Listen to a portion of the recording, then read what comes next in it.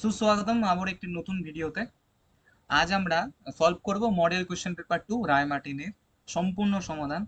আগের দিন কিছু টেকনিক্যাল ইস্যুর কারণে, কিছু ফোন কলের কারণে, ইন্টারনেট বন্ধ হওয়ার কারণে কারণে কারণে বন্ধ হয়ে গিয়েছিল। আজ হচ্ছে না। চলো দেখা যাক কতটুকু পর্যন্ত আমরা করতে পারি। চলো শুরু করা যাক প্রথম প্রশ্ন থেকে আমাদের।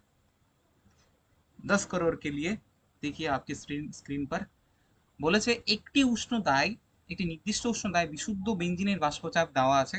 একটি উদ্বায়ী অউদ্বায়ী সামথিং তড়িৎ অবিশ্লেষ্য, মানে অনুদ্বায়ী লেখার চেষ্টা হয়েছে আর কি, লিখতে পারিনি। কঠিন পদার্থের 0.5 গ্রামকে 39 গ্রাম বেঞ্জিনে আর কি, যার মোলার মাস 78, তাকে যোগ করা হলো। তো বাষ্পচাপ এত হলো, তো কঠিন পদার্থের মোলার ভর কত? দেখো এর বাষ্পচাপের সূত্রটা কি ছিল? P nought minus P by P nought সমান সমান কাই টু, তাই তো? আর এই কাই টুটাকে আমরা কি লিখতে পারি? n2 divided by n1 plus n2। আর ইহাকে আবার লেখা যায় w2 by m2 divided by w1 by m1 plus w2 by m2, একই না? এখান থেকে আমাকে বের করতে হবে m2টা একদম অনায়াসে আমরা খুব তাড়াতাড়ি বের করতে পারি। তার জন্য আমাকে এই পার্টটাকে উল্টে দিতে হবে। পি নট বটে P nought minus P into m2, তো এখানে w2 into m1 divided by কত হবে? ডাব্লিউ ওয়ান এম ওয়ান তো দিলাম, তার নিচে একটা ডাব্লিউ ওয়ান। এটা হলো ডাইরেক্ট আর কি আমরা আণবিক ভর কিভাবে দ্রাব্যের বের করতে পারি কঠিন পদার্থের। এবার আশা করি প্রত্যেকটার মান তো তোমাদের স্ক্রিনে দেওয়া আছে। বিশুদ্ধ বেঞ্জিনের বাষ্পচাপও দেওয়া আছে, মানে পি নট এর মানও দিয়েছে, পি নট এর মান পেয়ে গেলাম। তারপর বাষ্পচাপের মান দিয়ে মানে পি এরও মান দিয়েছে। ডাব্লিউটি মানে কি? দ্রাব্যের ভর হলো এই যে এত, আর বেঞ্জিন হলো তোমার দ্রাবক, এই যে দ্রাবকের ভর। আর এম1 হলো দ্রাব্যের হলো আণবিক ভর, তারপর 78। সবই দেওয়া আছে, ক্যালকুলেশন করলে তোমার অ্যান্সার বেরিয়ে যাবে। নেক্সট, সেকেন্ড কোশ্চেন বলছে রক্তের আইসোটোনিক জলীয় NaCl দ্রবণের গাঢ়ত্ব কত? দেখো আইসোটোনিক কথার অর্থ কি? আইসোটোনিক কথার অর্থ হলো যে দুটো সলিউশনের যদি অভিস্রবণ চাপ সমান হয়ে যায়। অভিস্রবণ চাপ মানে জানো তো? অভিস্রবণ চাপ বলতে কি বোঝায়? অভিস্রবণ চাপ বলতে বোঝায় CRT, তাই না?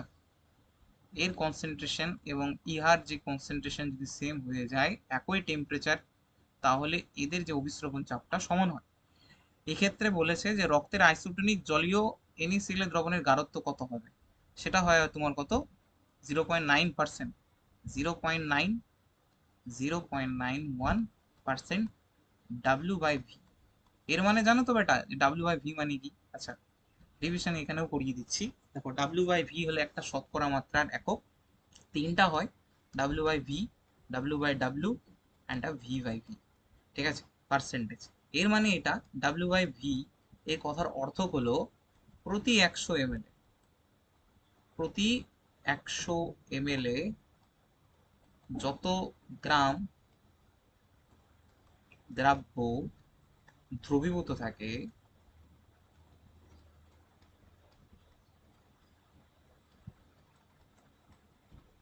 তা হলো কি? W/V। এর মানে তাহলে 0.91% মানে কি? এর মানে বোঝায় যদি আমি কোনো সলিউশন থেকে, ধরো এখানে সলিউশন আছে, এই সলিউশন থেকে যদি 100 ml তুলে নিয়ে আসি, 100 ml তুলে নিয়েছি, ওই 100 ml এর মধ্যে অবশ্যই 0.91 গ্রাম কি থাকবে? কি থাকবে? NaCl থাকবে। NaCl এর কথা বলেছে। আর এটার এটা হলো রক্তের সাথে আইসোটোনিক। আইসোটোনিক যদি না হতো তাহলে সমস্যা হয়ে যেত ভাই।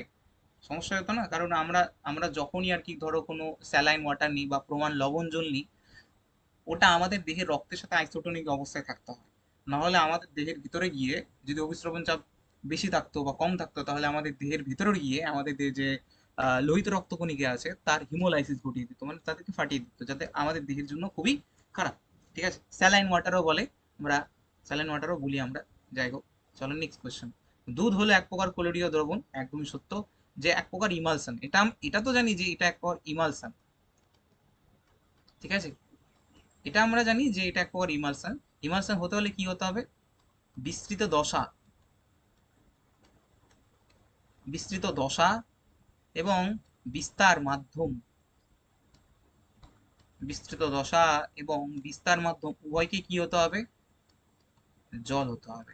ইমালশন কথাটা এটাই, যে যেখানে বিস্তৃত দশা এবং বিস্তার মাধ্যম উভয় জল। কিন্তু কোশ্চেনটা এখানে এটা, যে কোশ্চেনটা কি এখানে বলেছে দুধ এক প্রকার কলোরীয় দ্রবণ। বাহ, খুবই সুন্দর ব্যাপার। ইমালশন তো হচ্ছেই, সল জেল তো হচ্ছে না। তাহলে যে উত্তরটা হবে সেটা কেমন, দুধটা কেমন ধরনের ইমালশন, তেলে জল না জলে তেল? আবার ইমালশন আবার দু প্রকার হয়, একটা তেলে জল, একটা জলে তেল। একটা তেলে জল, তেলে জল, আর একটা হলো জলে তেল। আশা করি বোঝাতে পারলাম, একটা তেলে জল আর একটা হলো জলে তেল টাইপের। এখানে দুধটা কেমন, দুধটা হলো জলের মধ্যে, জলের মধ্যে তেল। তাহলে এটা হবে অ্যান্সার। তাহলে জলে বিস্তৃত তেল, এটা ইমালশন মানে ওয়াটার আর অয়েল, অয়েল ইন ওয়াটার। ঠিক আছে, আশা করি বুঝতে পারলাম। তো এখানে আরো ভালোভাবে বিশ্লেষণ করে দেখিয়েছি যে দুধ হলো তরলে, তরল বিস্তৃত কোলয়েড বা ইমালশন। এখানে তরল চর্বি বা ফ্যাট, তেল জাতীয় কণা, যেটা বিস্তৃত দশা হিসেবে এবং জল বিস্তার মাধ্যম হিসেবে কাজ করে। নেক্সট, পরের প্রশ্ন, 3 নম্বর প্রশ্ন আমাদের। গোল্ড সংখ্যা, গোল্ড নাম্বার মান যত কম হয় প্রতিরক্ষামূলক কোলয়েডের কার্যকারিতা কি হয়? তত বৃদ্ধি পাবে। যত গোল্ড নাম্বার যত কম হবে, ঠিক আছে, তার তত মানে কি বলে, প্রতিরক্ষামূলক কোলয়েডের কার্যকারিতা কি হয়? বৃদ্ধি পায়। দেখো বিশ্লেষণটা আমি এখানে করে দিয়েছি, করছি তোমাদের সাথে। দেখো বলছে গোল্ড সংখ্যা হলো প্রতিরক্ষামূলক লায়োফিলিক কোলয়েডের ন্যূনতম ভর, যেটা এমজিতে থাকে, যা 10 ml স্ট্যান্ডার্ড গোল্ড সল্টকে 1 ml 10% ইনিশিয়াল দ্রবণ দ্বারা তঞ্চন হওয়া থেকে রক্ষা করে।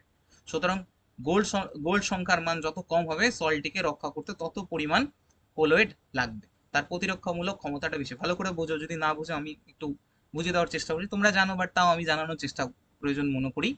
গোল্ড সংখ্যা হলো একটা প্রতিরক্ষামূলক লাইফিলিক কোলয়েডের ন্যূনতম ভর। এটা হলো তোমার সেই বন্ধু, এটা হলো তোমার সেই বন্ধু যে তোমাকে বরবাদ হওয়ার কাছ থেকে রক্ষা করছে।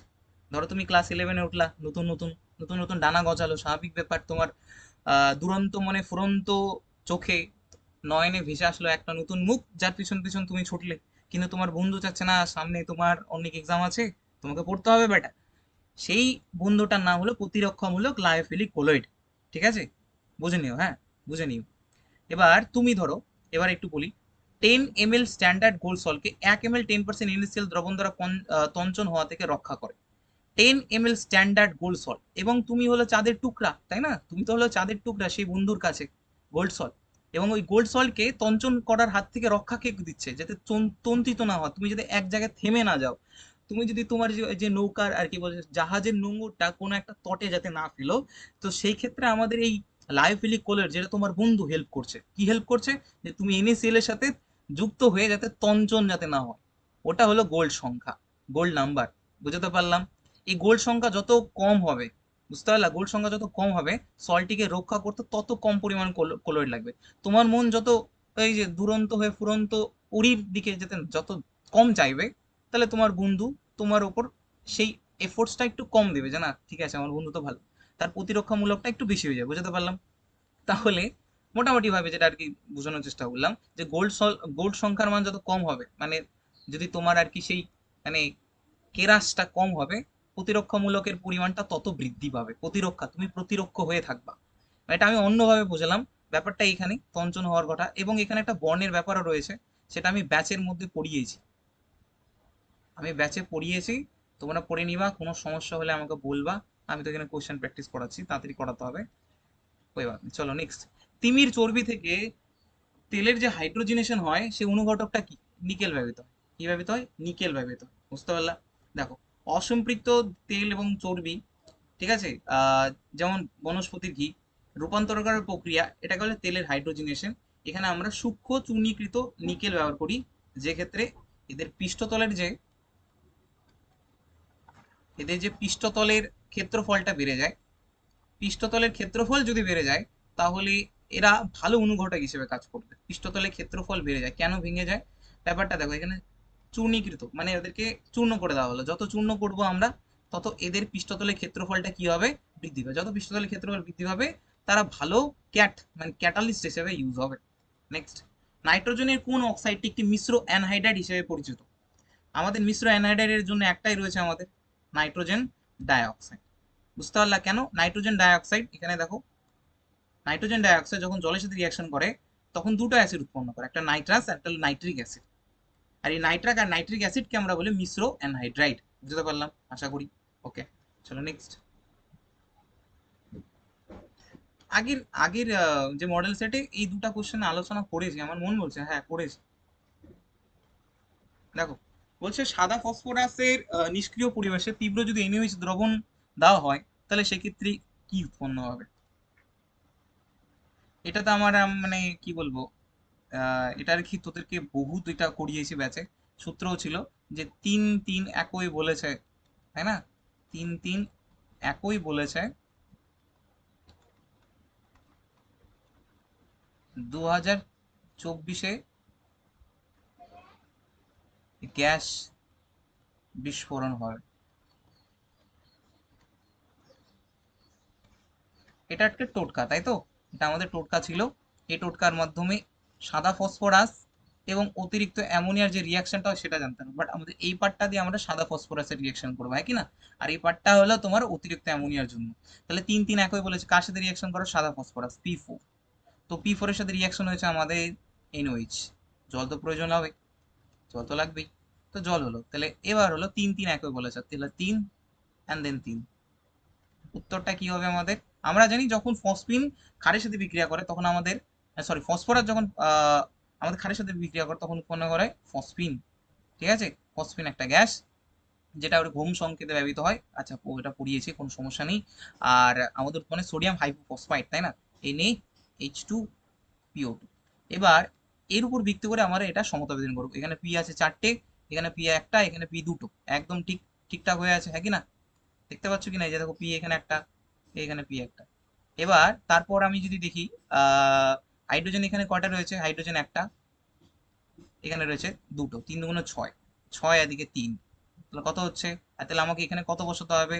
তাহলে এখানে আমাদের বসাতে হবে 3। তাহলে 3 2 যদি 6 করি সেক্ষেত্রে এখানে 3, হ্যাঁ তাহলে মিলে যাচ্ছে, তাহলে সেক্ষেত্রে আমার এখানে করতে হবে 3। এইভাবে আমরা সমতা বিধানটা করব। কিন্তু বলেছে যে কোন গ্যাস, বাট আমি সম্পূর্ণটা বলে দিলাম, কোনো সমস্যা নেই। তাহলে উৎপন্ন হবে ফসফিন গ্যাস আমাদের। নেক্সট, ওলিয়াম আসলে কি? ওলিয়াম আসলে আমাদের সংকেত হলো H2S2O7, একই না? এটাকে আমরা পাইরো সালফিউরিক অ্যাসিডও বলি। কি বলি? পাইরো সালফিউরিক অ্যাসিড।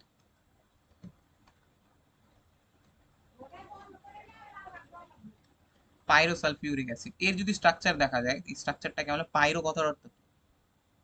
পাইরো পাইরো পাইরো। ও এটা তো পড়িয়েছি তোদের আগের দিন ব্যাচে, এটা তো বলা উচিত না, তাই কি না? পাইরো, তাই কি না? পাইরো বলতে কি বোঝায়, হাইপোকিউব বলতে কি বোঝায়, পারক্সো বলতে কি বোঝায়, মানে এই যে অক্সিজেনের বন্ধনটা আসে। হ্যাঁ, এটা করানো হয়েছে, আগের লেকচারে করানো আছে, দেখে নিও। এখানে তাড়াতাড়ি আমি করছি, অত সোজা মানে কোশ্চেনটা এটা। তো বলছে ওলিয়ামের আসল কি, যে বলছে গাঢ় স্থিতিস্বর দ্রবীভূত সালফার ট্রাইঅক্সাইড, একদম H2SO7 ওলিয়াম। এর ক্লাস 10-এও ছিল স্পর্শ পদ্ধতির ফলে। বলছে হ্যালোজেন মৌলগুলির ইলেকট্রন আসক্তি বা ইলেকট্রন গ্রহণ এনথালপির সঠিক ক্রম। হ্যাঁ, এটা হলো ভালো কোশ্চেন। দেখো, আমরা যদি ফ্লুরিন, তারপর ক্লোরিন, ব্রোমিন, আয়োডিনের কথা ভাবি, এদের ইলেকট্রন বিন্যাসের কথা ভাবি, এরা যেহেতু 17 নম্বর গ্রুপে রয়েছে তো 17 7 নিবো আমরা। কত নিবো? 7। তো সেক্ষেত্রে ইলেকট্রন বিন্যাসটা হবে NH2NP5। আর এটা হলো ফ্লুরিন হলো 2 নম্বর পর্যায় থেকে শুরু, তাহলে সূত্রটা হবে 2s2, কি হবে? 2s2 2p5, দেন হবে 3s2 3p5, অ্যান্ড দেন হবে 3d10 4s2 4p5, and then 4d10 5s2 5p5। সমস্যা হলে আমাদের এই ফ্লুরিন বেটা এবং ক্লোরিনকে নিয়ে। দেখো, ফ্লুরিনে রয়েছে 2p অরবিটাল এবং ক্লোরিনে রয়েছে 3p অরবিটাল। ক্লোরিন এবং ফ্লুরিনের মধ্যে যেহেতু ক্লোরিনের 3p অরবিটালের সাইজটা এর তুলনায় বেশি, এর ফলে এই 3pতে ইলেকট্রন ঘনত্বটা কম। ইলেকট্রন ঘনত্বটা কম, কম কার তুলনায়? 2pর তুলনায়। তাহলে একটা নতুন যদি ইলেকট্রন আসতে চায় তাহলে কোথায় আসবে? 2pতে না 3pতে? বলবা 3pতে। তাহলে তার জন্য ক্লোরিনের যে ইলেকট্রন গ্রহণ এনথালপিটা বেড়ে যায়। বুঝতে পারলে? আর আমরা জানি উপর দিক থেকে নিচের দিকে কি হ্রাস পাই, তো সেই দিক থেকে অ্যান্সারটা হবে ক্লোরিন গ্রেটার দেন ফ্লোরিন, তারপর আস্তে আস্তে হ্রাস পাচ্ছে।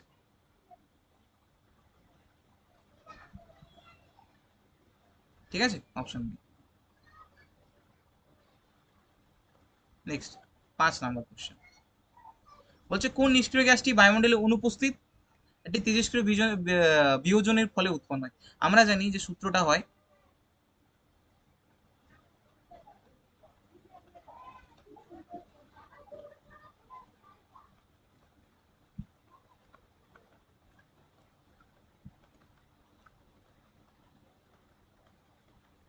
হে না আর কৃপা যাবে রেড রোডে, হে না আর কৃপা যাবে রেড রোডে।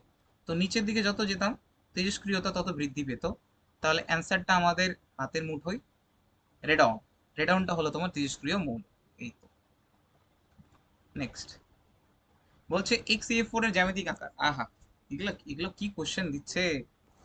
দেখো এক্স এ ফোর এ যদি আমরা জেড বের করি তো সেক্ষেত্রে হাফ আসবে।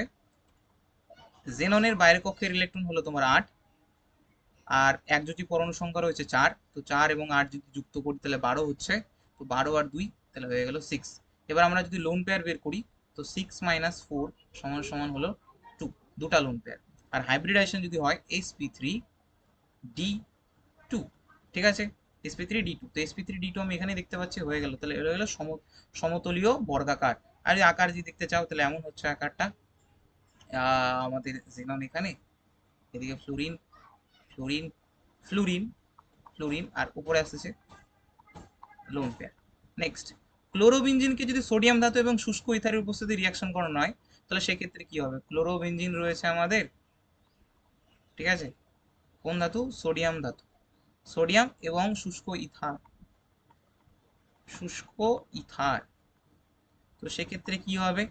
আমরা নিব 2 অণু সোডিয়াম এবং 2 অণু ক্লোরিন। তো যদি ক্লোরিনটাকে আমরা এইভাবে লিখতে পারি তো হলো সোডিয়ামটা হবে 2 অণু, আরেকটা ক্লোরিনকে এই মুখভাবে আমরা করব। তো সেই ক্ষেত্রে সোডিয়াম আমাদের কি করবে? 2 অণু NaCl মানে লবণ জল হবে, তাহলে পরে থাকবে আমাদের ও কি, ফিনাইল রিং, তাই না? ফিনাইল, কি রিং থাকতেছে? ফিনাইল। কয়টা ফিনাইল? দুটো ফিনাইল, তো হলো বাইফিনাইল। তো ফিনাইলের থেকে ফিনাইলের থেকে ফিনাইলের থেকে কি বিক্রিয়া? ফিটিক বিক্রিয়া। ফিটিক ফিটিক বিক্রিয়া, উত্তর ফিটিক। এই তো এখানে। চলো নেক্সট। আচ্ছা নেই এখানে, পরের পেজ, 6 নম্বর পেজ। 6 নম্বর, ক্লোরোফর্মকে যদি দীর্ঘদিন যাবত আমরা আলো এবং বায়ুর সংস্পর্শে রাখি তাহলে কি হয়? ফসজিন গ্যাস উৎপন্ন হয় ভাই, খুবই খতরনাক একটা গ্যাস ফসজিন। তার জন্য আমাদেরকে রঙিন বোতলে রাখতে হয় ক্লোরোফর্মকে। আচ্ছা যাই হোক, তো ক্লোরোফর্ম হলো আমাদের CH Cl3, CH Cl3। এটাকে যদি দীর্ঘদিন যাবত আর কি সূর্যালোকে রেখে দাও তাহলে উৎপন্ন হবে আমাদের ফসজিন।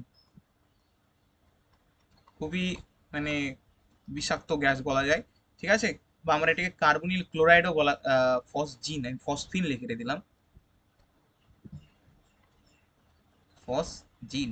আচ্ছা অত্যন্ত বিষাক্ত একটা গ্যাস, ঠিক আছে, ফসজিন, টিয়ার গ্যাস। আচ্ছা SN2 বিক্রিয়া প্রতি অ্যালকিল হ্যালাইডের আপেক্ষিক সক্রিয়তার ক্রম। আমরা জানি SN2 বিক্রিয়া কাদের জন্য হয়? যাদের আর কি বাল্কি গ্রুপ, বাল্কি গ্রুপ কম থাকে। কি কি থাকে? বাল্কি গ্রুপ কি থাকে? কম থাকে, ঠিক আছে। যেহেতু ওদের ব্যাক সাইড অ্যাটাক হয়, যেহেতু এদের ব্যাক সাইড অ্যাটাক হয় তাহলে বড় গ্রুপের সাথে ব্যাক সাইড অ্যাটাক হয় কি না? তো যেহেতু ব্যাক সাইড অ্যাটাক হয় তার জন্য এদের বড় গ্রুপ থাকে, বড় গ্রুপ কম থাকাই ভালো। কারণ ব্যাক সাইডে তখনই করতে পারবে যখন ব্যাক সাইডে আর কি বড় বাল্কি গ্রুপ কম থাকবে। তো তার জন্য এদের 1 ডিগ্রি, 2 ডিগ্রি এবং 3 ডিগ্রি কার্বোক্যাটায়নের জন্যই এই রিয়াকশনটা হয়। 1 ডিগ্রির জন্য ভালো হয়, সব থেকে সক্রিয় SN2। খুবই সোজা কোয়েশ্চেন দিচ্ছে। ফেনলকে যদি দস্তা চূর্ণ দ্বারা পাতন করি তাহলে সেক্ষেত্রে কি হবে? দেখো ফেনল এর মধ্যে যদি আমরা দিয়ে দিই দস্তা অর্থাৎ জিঙ্ক, তো সেক্ষেত্রে উৎপন্ন হচ্ছে আমাদের কি উৎপন্ন? Zinc oxide. কি উৎপন্ন হবে? জিঙ্ক অক্সাইড, ZnO, তাই না? তাহলে উৎপন্ন হচ্ছে আমাদের বেঞ্জিন। নেক্সট বলছে স্যালিসাইলিক অ্যাসিড, স্যালিসাইলিক অ্যাসিডকে অ্যাসিডিক অ্যানহাইড্রাইড CH3CO আচ্ছা, অ্যাসিডিক অ্যানহাইড্রাইড তো এরকম তাই না, CH3 সি ডবল বন্ড ও, এদিকে অক্সিজেন, এদিকে সি ডবল বন্ড ও, এদিকে CH3। এটা হলো অ্যাসিডিক অ্যানহাইড্রাইড সংকেত। এবং কার উপস্থিতিতে? ও গাঢ় H2SO4 এর উপস্থিতিতে। দেখো এই পার্টটা থেকে না কোশ্চেন ফাঁসার সম্ভাবনা রয়েছে বস। প্যারাসিটামল, অ্যাসপিরিন, এই সমস্ত জিনিস থেকে একটা ওষুধ তৈরি হয়। তোমাদের মনে হতে পারে প্যারাসিটামল, কিন্তু প্যারাসিটামল না, এটা উৎপন্ন হবে আমাদের অ্যাসপিরিন। কি উৎপন্ন হবে? অ্যাসপিরিন। এটা ফেনল চ্যাপ্টারে রয়েছে। নেক্সট, উইলিয়ামসন ইথার সংশ্লেষণ। আরে ভাই, উইলিয়ামসন ইথার সংশ্লেষণ মনে আছে? উইলিয়ামসন ইথার সংশ্লেষণ, উইলিয়ামসন উইলিয়ামসন ইথার সংশ্লেষণ। আমি বলেছিলাম উইলিয়ামের দুটা সান, তো এখান থেকে হয়ে গেল সান সান এসএন টু রিয়াকশন। বাট ওটা না, কথাটা হলো এই পদ্ধতিতে অ্যালকক্সাইড আয়ন নিউক্লিওফাইল হিসেবে কাজ করে। কি হিসেবে কাজ করে? নিউক্লিওফাইল, মনে আছে? হ্যাঁ, ইথার সংশ্লেষণ, ইথার আমাদের আর এই ইথার সংশ্লেষণে কি হয়? এখানে অ্যালকক্সাইড আয়নটা নিউক্লিওফাইল হিসেবে কাজ করে, যার কারণে এই বিক্রিয়াটা হলো এসএন টু বিক্রিয়াতে চলে, এসএন টু তে চলে। কি হয়? উইলিয়ামসন ইথার সংশ্লেষণ এসএন টু তে হয়। Next, 8 number. তো নিচের কোন কার্বোহাইড্রেটটি অবিজারক সুগার? দেখো আমরা জানি যে বিজারক সুগার বলতে কি বোঝায়, একটু এটা বলে দিই। বিজারক বিজারক সুগার, তাই না? এর বলতে কি বোঝায়? যারা হলো টোলেন্স বিকারক, টোলেন্স রিয়েজেন্ট, তারপর হলো ফেলিং রিয়েজেন্ট। ঠিক আছে, টোলেন্স রিয়েজেন্ট আছে, ফেলিং রিয়েজেন্ট আছে। এই সমস্ত রিয়েজেন্ট দ্বারা কি হবে? রিয়াকশন করে বিজারিত হবে, তাই না? তাদেরকে বিজারক সুগার বলবো। কিন্তু বিজারক সুগারের মধ্যে কারা কারা পড়ে? যতগুলো মনোস্যাকারাইড আছে, মনো স্যাকারাইড আছে, স্যাকারাইড, যতগুলো মনোস্যাকারাইড আছে এবং disaccharide, except sucrose, disaccharide, except তোমার, এক্সেপ্ট কে? তোমার এক্স না ভাই, এক্স এর কথা বলতেছি না, এক্সেপ্ট সুক্রোজ। এরা কি? বিজারক সুগার। তার মানে তাহলে সুক্রোজটা অবিজারক সুগার, তার মানে তাহলে টোলিনস এবং ফিলিং দ্রবণ দ্বারা রিয়াকশন করে না। হ্যাঁ, একদম ঠিক, ঠিক আছে, একদম ঠিক, সুক্রোজ। কেন থাকে না সেটা তো বললাম, এবং আরো একটা ডিটেলস আছে, সেটা একটু না বলাই চলে। দেখো, সুক্রোজ সাধারণত চিনিতে গ্লুকোজ C1 এবং ফ্রুক্টোজে C2 কার্বনের মুক্ত হেমি অ্যাসিটাল এবং হেমিকেটাল গ্রুপগুলি গ্লাইকোসাইডিক বন্ধনে অংশগ্রহণ নেয়। কোনো মুক্ত কার্বনের গ্রুপ না থাকায় এটি টোলেন্স এবং ফেলিং বিকারক দ্বারা বিয়োজিত হয় না, যেটা আর কি বললাম। চলো নেক্সট। বলছে প্রোটিনের ডিন্যাচুরেশন প্রক্রিয়ায় প্রোটিনের কোন গঠন অক্ষুণ্ণ বা অপরিবর্তিত থাকে? প্রাইমারি স্ট্রাকচারের কোনো পরিবর্তন হয় না ভাই। 2 ডিগ্রি আর 3 ডিগ্রি, 2 ডিগ্রি ও 3 ডিগ্রিটাই ভেঙে যায়, বুঝতে পারলা? 2 ডিগ্রি আর 3 ডিগ্রি ভাঙে। ডিএনএ এর কোন নাইট্রোজেন বেসড, আরে এগুলা না বলাই চলে, করে নিও এগুলো, কি সমস্যা। চলো, টেফলন, তাই না? টেফলন, আরে ভাই টেফলন, ফ্লুরিন, ফ্লুরিন আসবে না, টেফলন না, ফ্লুরিন আসবে। কি আসবে? ফ্লুরিন আসবে। এই যে তোমাদের ইথিলিন ছিল, ইথিলিনের জাস্ট হাইড্রোজেনটাকে রিপ্লেস করো, F2 বসে দাও, হয়ে গেল টেফলন। এই টেফলন দিয়ে একটা কোশ্চেনও আসে, যে ননস্টিক বাসনপত্র কি? ননস্টিক, ননস্টিক বাসনপত্র, ননস্টিক বাসনপত্র বানানোর জন্য কোন পলিমার ব্যবহার করা হয়? ভালো কোশ্চেন। কিসের জন্য কি ব্যবহার করা? Teflon, tetrafluoro ethylene, PTFE। ঠিক আছে, নেক্সট। নিচের কোন পলিমারটি একটি জৈব ক্ষয়যোগ্য পলিমার? জৈব ক্ষয়যোগ্য পলিমার মানে বুঝতে পারতেছো? বায়োডিগ্রেডেবল, মানে ব্যাকটেরিয়া বা অণুজীব দ্বারা ভেঙে যাবে এক কথায়। তাহলে এটার জন্য অ্যান্সার আমরা দেখতেই পাচ্ছি হলো নাইলন 66 তো হবে না, পিভিসি হবে না, পলিথিলিনও হবে না, তাহলে উত্তর হবে PHBB। ঠিক আছে, পলি বিটা হাইড্রোক্সি বিউটারেট কো বিটা হাইড্রোক্সি ভ্যালিরেট। এটা আশা করি তোমরা জানো, এটা হলো তোমার ইয়েতে ব্যবহার হয়, তো ওই যে সেলাইয়ের কাজে লাগে না, সেলাইয়ের সুতো বা সামথিং, এটাতে সম্ভবত এটাই ছিল, দেখে নিও। নেক্সট, গ্লুকোজকে যদি ফিনাইল হাইড্রাজিনের সাথে উত্তপ্ত করা, আরে ভাই এটা তো আমাদের ওসাজন, ওজন বাবু, ওসোজন। Next, 10 number. আচ্ছা, কোন দ্রবণের অভিস্রবণ যা ভ্যান্টাগুণের সূত্র? আরে একটু আগেই তো বললাম, পাই ইজ ইকুয়াল টু CRT, তাই না? আর যদি এখানে কোনো আইনীয় যৌগ হয়ে যেত, আইনীয় যৌগ থাকতো, তাহলে সেক্ষেত্রে আই মানে ভ্যান্টক গুণক আই ফ্যাক্টরটা আসতো, সংযোজন বিয়োজনের ব্যাপারটা। নেক্সট, এনজাইম বা উৎসেচক কোন শ্রেণীর অন্তর্গত? এনজাইম এক প্রকার প্রোটিন, এক প্রকার প্রোটিন, তাই না? তো এক প্রকার প্রোটিন এর মধ্যে করতেছে। নেক্সট, ইন্টার হ্যালোজেন যৌগ। ইন্টার হ্যালোজেন মানে একটা হ্যালোজেন আরেকটা হ্যালোজেনের সাথে রিয়াকশন করতেছে, একটা হ্যালোজেন আর একটা হ্যালোজেনের মধ্যে রিয়াকশন করতে, তাদেরকে ইন্টার হ্যালোজেন যৌগ, বাট অস্তিত্ব নেই। ওকে, IF7, আয়োডিন বাইরের কক্ষে 7, ঠিক আছে। আরে বেটা, ICL, ICL8, I, fluorine, chlorine, chlorine, bromine, এগুলো 17 নম্বর গ্রুপ। হাইসলি তাহলে 7, তার জারণ অবস্থা, তাহলে হাইসলি সে 7 জনের সাথে যুক্ত হতে পারে, 7 জনের সাথে ডেটিং এ যেতে পারে, বুঝতে পারলে? তার বেশি যদি করে ধরা পড়ে যাবে, মেনলি অসম্ভব একটা ব্যাপার। আর অনেক বড় বড় একটা অ্যাটম না, স্টেরিক একটা হিন্ড্রেন্স চলে আসবে, স্থানাভাব জনিত পীড়ন চলে আসবে, হবে না, সম্ভবই নয়। নেক্সট, 11, নাইলন 6 6, না নাইলন 6, শুধু যদি নাইলন 6 6 হতো, আচ্ছা পড়তে আমার ভুল হয়েছে, নাইলন 6 6 যদি হতো তাহলে কি হতো, adipic acid, adipic acid, adipic acid, আর এটা হলো হেক্সামিথিলিন ডায়ামিন, সম্ভবত হেক্সামিথিলিন, হেক্সামিথিলিন ডায়ামিন, হ্যাঁ এটাই, হেক্সামিথিলিন কি ডায়ামিন। আর এখানে তো দিয়েছে শুধু নাইলন 6, তাহলে এটা caprolactam, adipic acid, hexamethylene diamine, glycol হবে না। Next, iodoform. ওকে, আয়োডোফর্ম রিঅ্যাকশনে মনে আছে আয়োডোফর্ম রিঅ্যাকশন কারা কারা দেয়? দেখো, আয়োডোফর্ম রিঅ্যাকশন দিতে গেলে তোমাকে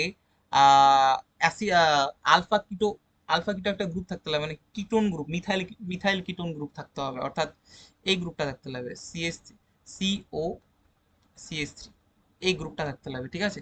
আরেকটা আছে, বাট ওটা মনে রাখবো কিভাবে, দেখো এই বন্ডটা ভাঙবো, একে একটা হাইড্রোজেন দিব, একে একটা হাইড্রোজেন দিব, তো সেক্ষেত্রে আরেকটা স্ট্রাকচার হয়ে গেল, সেটা হলো CH OH। দেখো, মনে রাখা, জাস্ট মনে রাখার পদ্ধতি জাস্ট বললাম, ঠিক আছে, বুঝতে পারলাম? এই দুটা গ্রুপ থাকতে লাগবে আবশ্যিক, তাহলেই তোমার হলো হ্যালোফর্ম বিক্রিয়া দিবে, কি দিবে, হ্যালোফর্ম বিক্রিয়া দেয়, তাহলেই হ্যালোফর্ম বিক্রিয়া দেয়। এটা হলো কিটো মিথাইল গ্রুপ, বুঝতে পারলা? আর যদি বলে অ্যালকোহলের মধ্যে কে দেয়, অ্যালকোহলের মধ্যে শুধুমাত্র একজনই দেয় বেটা, সেটা হলো তোমার ইথানল,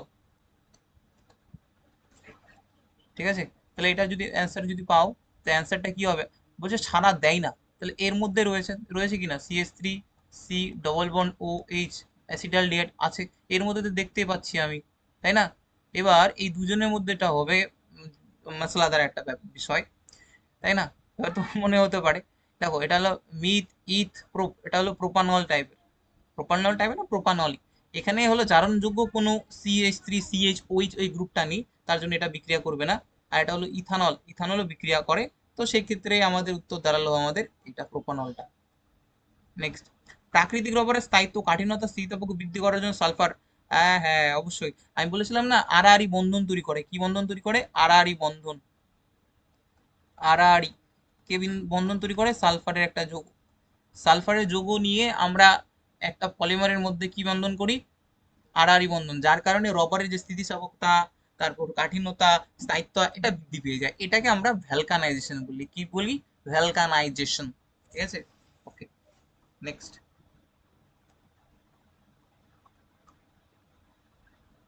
ফিনাইল মিথাইল ইথারকে আমরা যদি অতিরিক্ত HI দিয়ে উত্তপ্ত করি, তো সেক্ষেত্রে কি উৎপন্ন হয়, ফিনাইল মিথাইল ইথার, অর্থাৎ এই যে বেনজিন, বেনজিনের উপর রয়েছে OCH3, তাহলে HI যদি রিয়াকশন করো, ঠিক আছে, তাহলে সেক্ষেত্রে কি হবে, আমি সব একদম তাড়াতাড়ি করে দিচ্ছি, দেখো,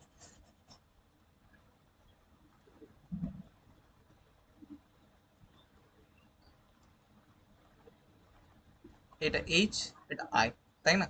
এবার আমাদের কি কি বানাতে হবে, আমাদের বানাতে হবে হলো ফেনল বানাতে হবে, আমরা জানি যে ফেনল উৎপন্ন হয়, তাহলে সেক্ষেত্রে আমরা এটা বন্ড ভাঙবো, এটা হলো ডেল্টা আমাদের পজিটিভ হয়, এটা হলো ডেল্টা নেগেটিভ হয়, তাহলে বন্ড ভাঙবো, এদিকে একটা হাইড্রোজেন দাও, একে একটা আয়োডিন দাও, তো সেক্ষেত্রে আমাদের হয়ে গেল বেনজিন রিং, তার উপর ফেনল গ্রুপ, আর এটা হয়ে গেল আমাদের কি, CH3 মিথাইল আয়োডাইড, ওই সরি সরি এটা না, methyl iodide. Next, vitamin B12, আরে ভিটামিন B12 কেন্দ্রীয় পরমাণু কি থাকে, কোবাল্ট, আমি বলেছিলাম এটা কোবাল্ট থাকে, তাই না? আর যদি ক্লোরোফিল বলে,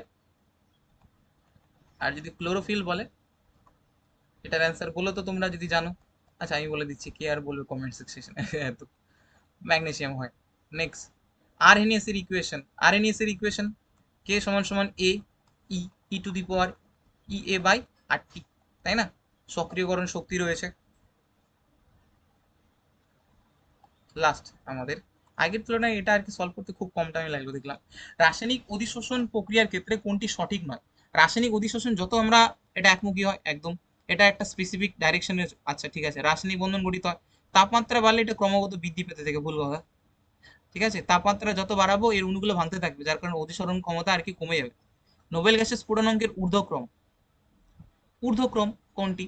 আমরা জানি হিলিয়ামের স্ফুটনাঙ্ক সব থেকে কম হয়, আর সব থেকে বৃদ্ধি পায় কে, আর কি যে নিচের দিকে থাকবে। যত নিচের দিকে যাব ভ্যান্ডার ওয়ালস আকর্ষণ বল, ভ্যান্ডার ওয়ালস আকর্ষণ বল বৃদ্ধি পায়। আর ভ্যান্ডার ওয়ালস আকর্ষণ বল বৃদ্ধি পাওয়ার সাথে সাথে আরেকটা জিনিস রয়েছে, সেটা তো পরমাণু আকার তো বৃদ্ধি পাবেই, পারমাণবিক ভর তো রয়েছে।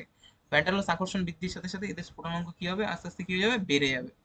ওই নেক্সট, অ্যামিনো অ্যাসিডের আইসো ইলেকট্রনিক পয়েন্ট, মানে এমন একটা পয়েন্ট যেখানে তোমার অ্যামাইনো অ্যাসিড না তড়িৎ ক্ষেত্র প্রয়োগের ফলেও ক্যাথোডের দিকে যাবে, মানে ক্যাটাফেরেসিসও করবে না, ক্যাটাফেরেসিসও করবে না, ক্যাটাফেরেসিস, ক্যাটাফেরোসিস বা অ্যানাফেরোসিস কোনো কিছুই করবে না। ক্যাটাফেরোসিস হোক বা অ্যানাফেরোসিস হোক, আশা করি বুঝতে পারলাম। তাহলে এটা হবে পিএইচ এর মান, ঠিক আছে। নেক্সট, ও নেক্সট বলতে নাই আর কি, শেষ। তো আমাদের আজকে কমপ্লিট হলো মডেল কোশ্চেন পেপার 2, তাড়াতাড়ি কমপ্লিট করে দিলাম। চলো নেক্সট দেখা হবে নেক্সট দিন, ঠিক আছে। আর হ্যাঁ, অবশ্যই বন্ধুদের সাথে শেয়ার করে দিও ভাই, তাই না? এই ছোট্ট একটা ইউটিউব চ্যানেলকে দেখি আর কি কত বড় করা যায়। ভাই আমার স্বপ্ন 1K করার, 1000 তো অন্তত করবোই, কোনো ব্যাপার নেই। ঠিক আছে চলো, দেখা যাক, নেক্সট দিন দেখা যাবে। টাটা।